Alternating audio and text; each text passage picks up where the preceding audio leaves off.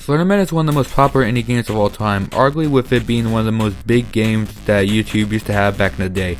Keyword being back in the day because 2014 was his prime, and through his prime, a lot of horrible shit happened under his name. Walker Shaw stabbing involving two girls stabbing their friends in the name of Slender Man in the woods. So this movie could have been good, but oh no. I watched this film back in 2018 and I was disappointed after. It sucked. Let's start off with number 1. The characters are really unnotable. They are so forgettable I kept forgetting their names now. So there's this friends. We're just gonna call them friends because I keep forgetting their names. So anyway, so they are friends and they decide to do a spooky SlenderMan.exe video on YouTube and they summon him, with their friend later being lost in the woods. But they later found she recorded the very moment she got killed by Slender Man, so how did she upload that? I don't know, maybe Slender Man thought recording a dead body in the woods would be a good idea. Anyways, these characters are really one note. We don't really have that many scenes of why we should care about them as a group. They really just lack chemistry as friends. Like, they just have basic conversations that any person would have. Conversations I would go up to a random stranger and ask. Number 2, this movie isn't scary in the slightest. Another point, this movie isn't scary in general. The jump scares aren't really jump scares, it's just loud noises. And one of the funniest ones in the movie, I shit you not, I started dying laughing in the theaters. Yeah, it isn't good. The movie is always strangely dark. Like, the movie is really dark, it's hard to see at times.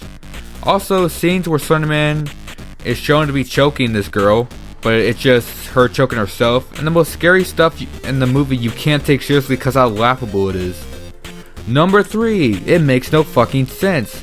So later on in the film, the girl's dad, the one who wandered off and got killed by Slender Man, goes over to the girl's house and tries to kill them. It isn't really explained outside of him being crazy, which is not a good reason.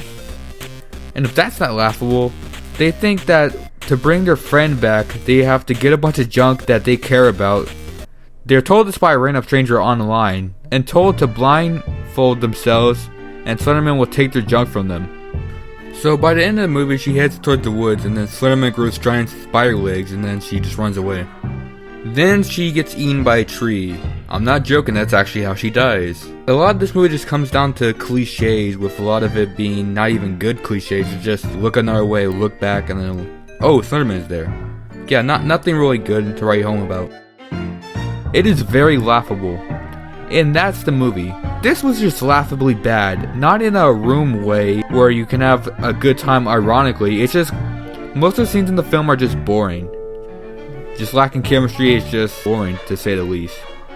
It just feels like an amateur indie film rather than anything. Maybe this film could have worked if it had a better director to better direct the budget, so that way the jump scares were actually good. But I don't know, this movie was just awful.